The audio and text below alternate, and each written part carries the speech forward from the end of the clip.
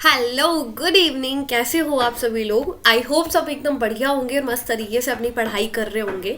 आज हम करेंगे अपना यूनिट 5 बीपीएससी 1010 का। तो करते हैं स्टार्ट अपने इस यूनिट का जिसका नाम है working of MNC and TNC. Mainly हम एमएनसी और टीएनसी के बारे में समझेंगे। अब ये एमएनसी और टीएनसी क्या होता है? एमएनसी का मतलब होता है मल्टीनेशनल कंपनी। ठीक है, मल्टीनेशनल कंपनी। यार ये कॉपरेशन कैसे हो गया, इसको हटाने का है। यहाँ पे कंपनी की बात कर रहे हैं हम। ठीक है, तो मल्टीनेशनल कंपनीज और टीएनसी की हम बात कर रहे हैं। तो एक सेकंड के लिए इस पिक्चर को हम हटाते हैं, तो स्टार्ट करते हैं आप। तो एमएनसी का मतलब होता है मल्टीनेशनल कंपनी और टीएनसी का मतलब होता है ट्रांसनेशनल कंपनीज। ठीक है, तो देखते हैं आज क्या क्या टॉपिक होने वाले हैं। क्या है एमएनसी और टीएनसी, कौन कौन से इनके कैरेक्टरिस्टिक्स हैं उनकी बात करेंगे। कैसे इवोल्यूशन हुआ है भाई, कैसे राइज हुए ये टीएनसी। ठीक है, और टीएनसी का ग्लोबल इकोनॉमी के अंदर क्या रोल है वो देखने वाले हैं, और क्या नेगेटिव एंड क्या पॉजिटिव पॉइंट्स है वो देखने वाले हैं। ठीक है, तो बहुत ही छोटा सा और बहुत ही इंटरेस्टिंग आपका टॉपिक रहने वाला है। पूरा यूनिट रहने वाला है, टॉपिक ही नहीं, पूरा यूनिट होने वाला है। तो अच्छे से कान खोल के बस मेरे को सुनने का है और मजे करने का है और पूरा चैप्टर खत्म करने का है। ठीक है, तो करते हैं स्टार्ट अपने इस फर्स्ट टॉपिक से। भाई concept and characteristic of TNC and MNC. पहले ही बोला आपको पता होना चाहिए एमएनसी और टीएनसी की फुल फॉर्म क्या होती है। लिख लो, एमएनसी मल्टीनेशनल कंपनी। क्या? Multinational company. और टीएनसी ट्रांसनेशनल कंपनी। ठीक है, याद रखने का है। एमएनसी और टीएनसी इन दोनों को हमेशा से इंटरचेंजेबल माना गया है। ठीक है, मतलब काफी सम टाइम कुछ लोग हैं जो समझते हैं कि भाई एमएनसी और टीएनसी तो दोनों सेम है, लेकिन कुछ लोग बोलते हैं नहीं, ये दोनों सेम नहीं है, इनके अंदर कुछ डिफरेंस है, ये दोनों अलग है। और ये दोनों अलग कैसे, वो हम आगे बात करेंगे। ठीक है, तो एमएनसी कंपनी वो कंपनीज होती है जो एक या दो कंपनीज के अंदर दो कंट्रीज के अंदर अपनी कंपनी को ऑपरेट करती है, लेकिन जो ओनरशिप होता है वो कौन होते है, एक कंट्री होती है। ठीक है, तो एमएनसी कंपनी कौन सी होती है, जो दो या एक कंट्री के अंदर ऑपरेट करती है, लेकिन ओनर उसका हमेशा एक कंट्री होता है। ठीक है, तो ये हमारी एमएनसी होती है। समझ में आया? एमएनसी जो एक या दो कंट्रीज के अंदर ऑपरेट कर रही है, ओनर कौन है, सिर्फ एक है, ये याद रखना है। ठीक है, दूसरी तरफ है टीएनसी। ये क्या करती है, ये ऑपरेट करती है मल्टीपल कंट्रीज के अंदर। ये एक नहीं, दो नहीं, तीन नहीं, बहुत सारी कंट्रीज के अंदर क्या कर रही है, ऑपरेट कर रही है। ठीक है, और जो इसका ओनर होता है वो एक नहीं, दो नहीं, काफी सारी कंट्रीज होती है। ठीक है, तो याद रखना है क्या डिफरेंस है, मैंने आपको बता दिया है। अब काफी हमारे लोग हैं जो थोड़ा सा इसको कम डिफरेंस समझते हैं, तो वो इस सभी को इंटरचेंजेबल बोलते हैं कि भाई दोनों सेम है। ठीक है, तो लेस डिफरेंस हम इन दोनों के बीच में दिखता है। तो एमएनसी और टीएनसी एक बार आप खुद से दोहराए कि इनके बीच में क्या डिफरेंस है और क्या डेफिनेशन है, अपने आप से बताने का है। ठीक है, आगे हम बात करते हैं। भाई दोनों का एक मोटिव होता है कि ज्यादा से ज्यादा प्रॉफिट कमाने का है, दूसरी कंट्रीज में जाके इन्वेस्ट करना है, कंपनी को ऑपरेट करना है, क्या कमाने के लिए, प्रॉफिट कमाने के लिए। ठीक है, प्रॉफिट बढ़ाने के लिए। ठीक है जी, तो एमएनसी और टीएनसी का मोटिव क्या होता है कि हम ज़्यादा से ज़्यादा प्रॉफिट को मैक्सिमाइज करें। आगे हम बात करते हैं कैरेक्टरिस्टिक्स क्या है। जो एमएनसी होती है वो मिलकर काम करती है, वो एक कंट्री के अंदर नहीं, वो अलग अलग कंट्रीज के अंदर, मतलब लॉट ऑफ कंट्रीज के अंदर काम करती है। एमएनसी और टीएनसी क्या करती है, अलग अलग कंट्रीज के अंदर काम करती है, वो भी मिलके कोऑर्डिनेट करती है अक्रॉस द बॉर्डर, कि वो दूसरी कंट्री के अंदर भाई चीजों को बना रही है, सेल कर रही है दूसरी कंट्रीज में जाकर। ठीक है, तो वो अपने बॉर्डर से बाहर काम करती है, ये डील करती है डिफरेंट मार्केट से, तो दूसरी कंट्री के अंदर प्रोडक्ट को बना रही है और प्रोडक्ट को बेच रही है। ठीक है, बिग प्लेयर जो कंपनीज होती है, ये बड़ी बड़ी कंपनीज होती है, ये काफ़ी इंपॉर्टेंट प्लेयर होती है बिजनेस वर्ल्ड के अंदर। क्यों? क्योंकि भाई इसकी जो ब्रांच होती है वो एक कंट्री के अंदर नहीं होती है, बहुत सारी कंट्रीज के अंदर होती है, जिसमें काफ़ी स्किल पीपल और बहुत सारे रिसोर्सेज इनके पास होते हैं।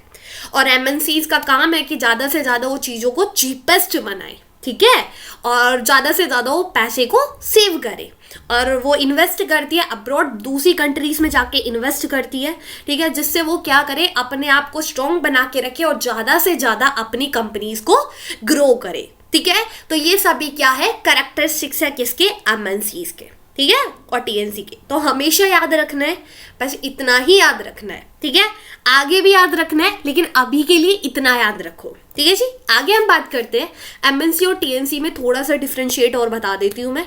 एमएनसी मल्टीनेशनल कंपनी, जहां पर एक आउन होम कंट्री, उनकी खुद की एक होम कंट्री होती है भाई, एक ओनरशिप होती है इसके अंदर, ठीक है। सेंट्रलाइज मैनेजमेंट होता है कि खोल तो इसने 2 या 3 4 कंट्री में अपनी उसको खोल दिया है, 2-3 कंट्रीज के अंदर खोल दिया है, लेकिन आगे हमने पढ़ा 1 या 2 के अंदर ऑपरेट करती है ये, ठीक है। तो जो मल्टीनेशनल कंपनीज होती है भाई 2 के अंदर तो खोल दिया, लेकिन जो प्लानिंग होती है ना वो सेंट्रलाइज होती है। जो होम कंट्री है ना, जिसकी कंपनी है, वही चीजों को क्या करेगी, मैनेज करेगी, वही डिसीजन बनाएगी। तो मल्टीनेशनल कंपनीज के अंदर हमको एक बैरियर दिखता है किसके अंदर, डिसीजन मेकिंग के अंदर। दूसरी तरफ जो ट्रांसनेशनल कंपनीज है, इसकी कोई सब्सिडीज नहीं होती, सभी मिलकर काम करते हैं, इसका कोई एक ओनर नहीं होता, सभी कंट्रीज ओनर होती है, सेंट्रलाइज मैनेजमेंट भी नहीं होता है, और डिसीजन मेकिंग जो लोकल मार्केट है वो अपने खुद के इंटरेस्ट पे करती है, ठीक है, वो अपने सिस्टम को खुद मैनेज करती है, ना कि होम कंट्री करती है, ठीक है जी। तो ये हमारा डिफरेंस रहा किसके अंदर, मल्टीनेशनल और ट्रांसनेशनल के अंदर। ओके, अब हम इवोल्यूशन की बात करते हैं कि जो ट्रांसनेशनल कंपनीज है भाई, ये राइज कैसे हुई है, कैसे आज हम मैकडोनल्ड, एप्पल, इन सब कंपनीज को देखते हैं कि भाई एप्पल कंपनी इंडिया की नहीं है, लेकिन आज भी हमको मतलब ये सारी कंपनीज इंडिया के अंदर दिखती है। मैकडोनल्ड यहाँ पे कैसे आ गए, इसके रेस्टोरेंट यहाँ पे कैसे आ गए, ये कंपनी कैसे खुल गई है यहाँ पे, ये है तो नहीं, लेकिन ये कैसे राइज हुआ है, इसका हमको पढ़ने का है, समझने का है, ठीक है। तो जो बड़ी बड़ी कंपनीज है वो धीरे धीरे क्या हुई है, चेंज हुई है। जो एमएनसीज है वो काफ़ी टाइम से है, और काफ़ी टाइम से धीरे धीरे चेंज हुई है, क्योंकि टेक्नोलॉजी आई है, ग्लोबल ट्रेड सिस्टम आया है, मार्केट धीरे धीरे ओपन होने लगी है, तो उस वजह से क्या हुई है, एमएनसीज भी चेंज हुई है। अच्छा जी, तो ये जो एमएनसीज है ये इंपॉर्टेंट क्यों है, क्यों ये बड़ी बड़ी कंपनियां इंपॉर्टेंट होती है, क्योंकि ये फोकस करती है ज्यादा से ज्यादा बिजनेस को प्राइवेट करने में, ठीक है। अब आप देखते हो कि भाई देखो, पहले इंडिया के अंदर सारी चीजें क्या थी, गवर्नमेंट के कंट्रोल में थी, लेकिन जब से हम एलपीजी रिफॉर्म लेकर आए तो क्या हुआ, एमएनसी आ गई भाई, बहुत सारी बाहर की कंपनीज आ गई, जिससे अब प्राइवेटाइजेशन बढ़ रहा है, जो प्राइवेट बिजनेस है वो क्या कर रहा है, बूस्ट कर रहा है, वो ऊपर आ रहा है, ठीक है। अब टेक्नोलॉजी चेंज हो रही है तो प्रेडिक्शन भी इंटरनेशनल लेवल पर बनने लगा है, कंपनी स्टार्ट करती है ग्लोबली काम करना, ना कि एक कंट्री के अंदर काम करती है, वो दूसरे देशों के अंदर भी जा जाकर काम करती है, और आईटी, बैंकिंग, ये सारी सर्विसेज का यूज करके हम क्या कर पाते हैं, वर्ल्ड इकोनॉमी के अंदर काम कर पाते हैं, उसका भी एक पार्ट बन पाते हैं, ठीक है। कंट्री स्टार्ट करती है वो मिलकर काम करना, और वो इकोनॉमिकली क्या हो जाती है, फिर क्लोज हो जाती है, क्योंकि हम किसी से अलग रह के, आइसोलेट होके काम नहीं कर रहे हैं भाई, हम दूसरी कंट्रीज के अंदर जाके अपनी कंपनीज को ऑपरेट कर रहे हैं, बाहर से कंपनीज को बुला रहे हैं, तो हम इकोनॉमिकली क्या हो गए हैं, वर्ल्ड के साथ कनेक्ट हो गए हैं, ठीक है। ओके, अब हम बात करते हैं कि भाई देखो, ये अभी आपने बोला कि रिवोल्यूशन कैसे हुआ है, वो तो बताया ही नहीं, तो वो यहाँ से स्टार्ट होता है। देखो, अगर हम बात करें एंशिएंट टाइम से ही ये धीरे धीरे धीरे धीरे इवॉल्व हुआ है, ठीक है। आपको एक एग्जांपल दिया जाता है, ईस्ट इंडिया कंपनी, सभी ने सुना होगा, कोई ऐसा मनुष्य नहीं होगा यहाँ पे जिसने ईस्ट इंडिया कंपनी का नाम नहीं सुना है। तो ईस्ट इंडिया कंपनी जो कि ब्रिटेन की थी, लेकिन वो दूसरे देशों में जाके काम कर रही थी, ठीक है। तो ये भी एक एग्जांपल है किसका, एमएनसी का। अगर आज की कंपनीज की बात करें तो वो कहाँ से स्टार्ट हुई है भाई, वो इंडस्ट्रियल रिवोल्यूशन से स्टार्ट हुई है। इंडस्ट्रियल रिवोल्यूशन आपने क्लास 11th की हिस्ट्री के बुक के अंदर और क्लास 9th और 10th के अंदर, शायद 9th के अंदर है, 10th के अंदर है, इंडस्ट्रियल रिवोल्यूशन पढ़ा होगा, है ना, जहाँ पे ब्रिटेन के अंदर आता है। तो ये यहीं से ही वो इंडस्ट्री, वो कंपनी क्या हुई है, इवॉल्व हुई है, वहीं से वो निकली है, ठीक है। After the second world war की अगर बात करें तो अमेरिका की जो कंपनी थी वो मेन प्लेयर बन गई थी, वो दूसरी कंट्रीज के अंदर बहुत ज़्यादा इन्वेस्ट करने लगी थी, लैटिन अमेरिका के अंदर, कनाडा, वेस्टर्न यूरोप और भी काफ़ी अदर इंडस्ट्रियल रीजन में जाके क्या कर रही थी, अमेरिका कंपनी क्या कर रही थी, इन्वेस्ट करना स्टार्ट कर रही थी। ठीक है, अब जो इन्वेस्टमेंट था हाँ हो गया, ठीक है इतना। फिर उसके बाद अब क्या पे थी मैं, द चेंज फेयर, तो मैंने बताया कि अमेरिका जो कंपनी थी वो मेन प्लेयर बन गई थी। ठीक है, वो इन्वेस्ट कर रही थी और दूसरी कंट्री में कहाँ कहाँ पे इन्वेस्ट करा वो मैंने आपको बताया। लेकिन धीरे धीरे 1970s के आते आते जो यूरोप था, जापान था, वो भी काफ़ी इंपॉर्टेंट बन जाता है। इवन कंट्रीज़ की अगर बात करें, ब्राज़ील, इंडिया, वो भी काफ़ी उन्होंने भी क्लब को ज्वाइन कर लिया था। ठीक है, अब आज के टाइम पे एक प्लेयर नहीं है, अमेरिका ही प्लेयर नहीं है भाई, बहुत सारी कंट्री इन्वेस्ट करती है। ठीक है, बहुत सारी कंट्रीज आ गई है, तो कंपटीशन बहुत ज्यादा बढ़ गया है बड़ी बड़ी कंट्रीज के अंदर। ठीक है, सिर्फ छोटा मोटा कंपटीशन नहीं बचा है। ठीक है, rise of merger and acquisition, तो मर्जिंग का जो कॉन्सेप्ट है वो बढ़ने लगा है। 1990s और 20s के आते आते जो बड़ी कंपनियां उन्होंने क्या कर लिया है, वो दूसरी फोर्सेस के साथ ज्वाइन करना स्टार्ट कर रही है, वो दूसरी कंट्री के साथ मिलकर काम करना स्टार्ट कर रही है, वो मतलब मर्ज हो रही है या फिर उनके चीज़ों को खरीद रही है। ठीक है, जैसे मेरा कोई ब्रांड है, ठीक है, मैं किसी कंपनी की ओनर हूँ भाई, मेरी खुद की कंपनी है, लेकिन मेरी कंपनी को कल कोई खरीद लेता है तो उसका ओनर क्या होगा, कोई और हो जाएगा। तो अब खरीदने लगे, ठीक है, और सभी के सभी क्या करने लगे, जो ओनरशिप है वो बदलने लगे और सभी के सभी लोग मिलकर काम कर रहे हैं, सभी कंपनीज। ठीक है, तो ये ग्लोबली कैसे काम करती है, या अलग अलग वेज के थ्रू काम करती है। कैसे कि सेलिंग, मतलब अपने स्टफ को सेल कर, बिना किसी डायरेक्टली इन्वेस्ट करे, बिना ही अपने स्टफ को सेलिंग करती है। ठीक है, सेल करती है और नए नए बिजनेस खोलती है दूसरी कंट्रीज के अंदर, नई नई कंपनीज को सेटअप करती है। ठीक है, और जो छोटी छोटी कंपनीज है उनको खरीदना स्टार्ट करती है और फोर्सेस बनाती है छोटी छोटी कंपनीज के साथ, जितना हो सके उतनी पार्टनरशिप करती है लोकल कंपनीज के साथ। तो ये सभी इसके काम करने के तरीके हैं किसके, बड़ी बड़ी कंपनीज का। ठीक है, तो ये सभी रहा हमारा कैसे इवॉल्व हुआ है, कैसे काम करती है, और ये सारी चीजें हमने पढ़ी। ठीक है, आगे हम बात करते हैं टीएनसी का ग्लोबल इकोनॉमी में क्या का कर्तव्य है या फिर क्या उसका रिलेशन है। तो सभी को पता है यार, बड़ी बड़ी कंपनी है, ऐसा नहीं है कि एक जगह पे काम कर रही है, एक कंट्री के अंदर काम कर रही है, पूरे वर्ल्ड लेवल पर काम कर रही है, बहुत सारी कंट्रीज के अंदर अपनी कंपनीज को ऑपरेट करती है। ठीक है, हर जगह काम कर रही है बड़ी बड़ी कंपनी। ठीक है, अगर हम बात करें तो धीरे धीरे जो कंपनीज का नंबर है वो बढ़ता जा रहा है। 1990s में 37,000 कंट्रीज थी। ठीक है, बड़ी बड़ी ग्लोबल कंपनीज थी जो मल्टीनेशनल कंपनीज है। ठीक है, वो सिर्फ 37,000 थी। लेकिन अगर हम बात करें उसी के 15 साल बाद, ठीक है, 90s के 15 साल बाद वो नंबर है वो डबल हो गया है, अब 77,000 कंट्रीज है।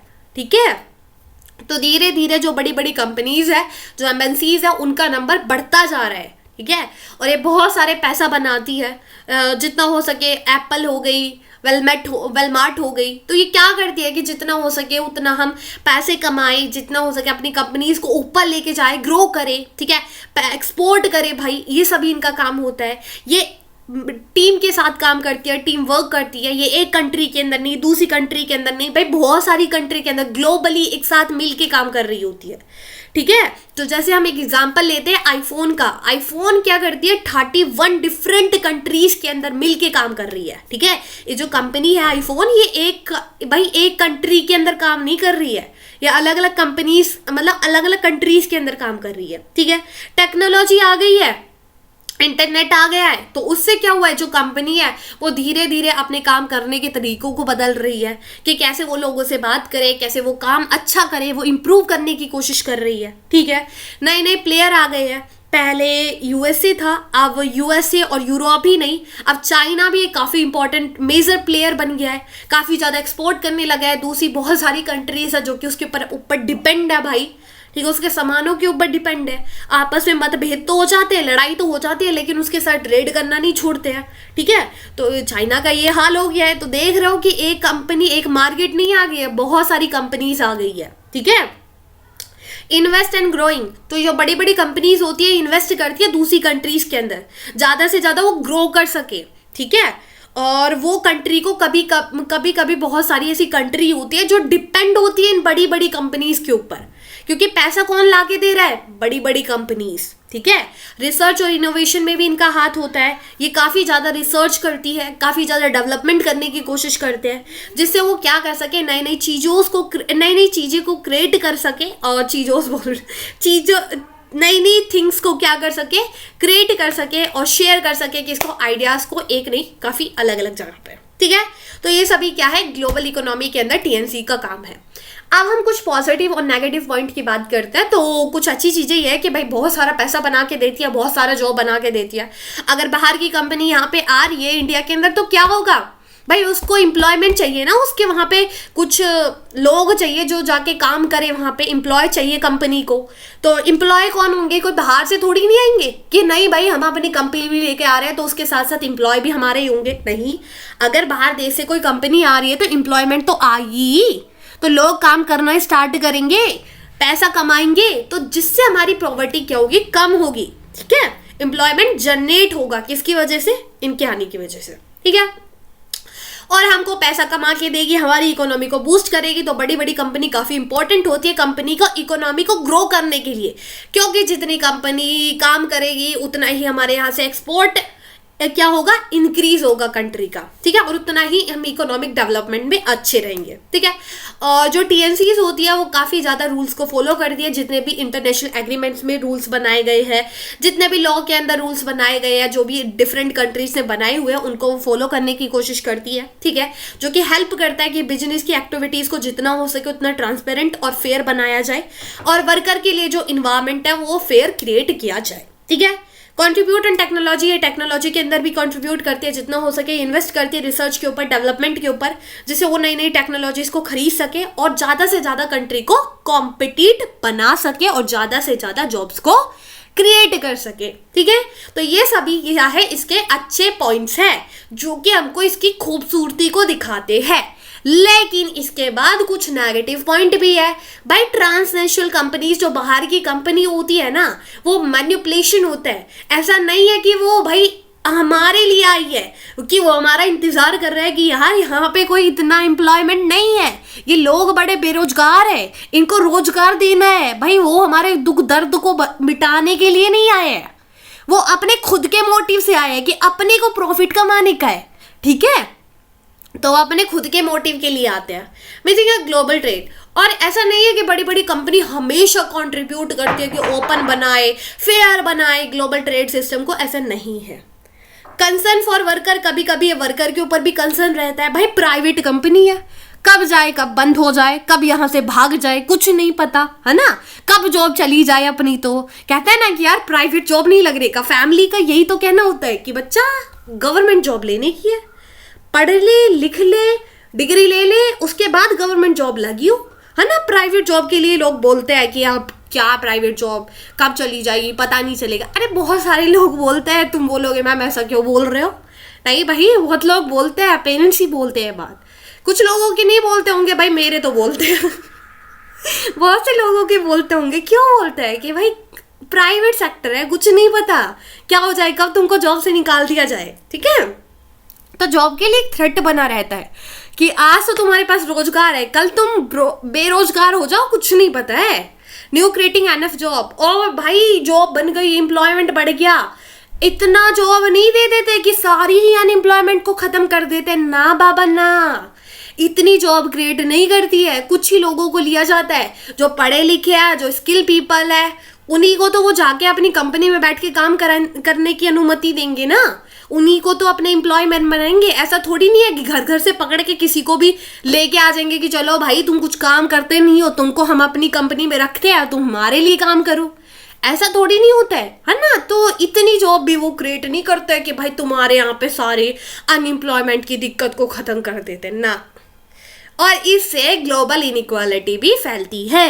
जो छोटी छोटी कंपनीज है वो कभी टिक नहीं पाती है ना, छोटी छोटी कंपनी टिक नहीं पाती है। जो हमारी खुद की कंपनीज होती है, हैंडीक्राफ्ट कंपनीज होती है, लोकल कंपनीज होती है, वो इसको कॉम्पिटिट ही नहीं कर पाती है।